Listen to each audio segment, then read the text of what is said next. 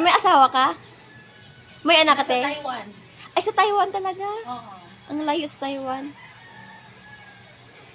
So, yung... Anong pangalan mo? Pwede interviewin kita. Nag-live ka yata eh. Nag-live ka ba? Oo. Nag-vlog ka? O, vlogger talaga kasi ako. Yung pangalan ko sa live ko ay Jubit Vlog. Ay, ba fluent ka mag-Tagalog, no? O, meron ako. Fluent ka mag-Tagalog. Nakapag-Manila ka? Hindi po. Hindi, Talent lang ako yung Tagalog. Kayo pala.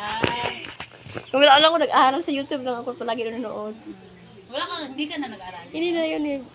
Nagplano si mama ko talaga mag-aaral ako pa speed lang pero hindi ko papayag. Bakit? Speed nga eh. Artista man siya. Idol na si ano, si Diwata. Idol na sa Parisan. Idol siya talaga. Nasa kaparis ng overload. Oo. Hindi na sa timog din. Yang kantahon kay. Ilan na subscribers mo? Marami na. Malapit na winin mami ng views ko. Oo? Oo. Oo, galing ah. May anak ka, te? Wala pa, ito pala. Coming soon. Ay, buntis ka? Oo. Sino yung asawa mo? Nandun sa Taiwan. Ah. Pero taga Taiwan lang pinanganak o taga dito? Taga Pinas siya, Bohol sa kanila. Pero Saan ka pinanganak? Parehas kaming katrabaho dun sa Saan ka pinanganak?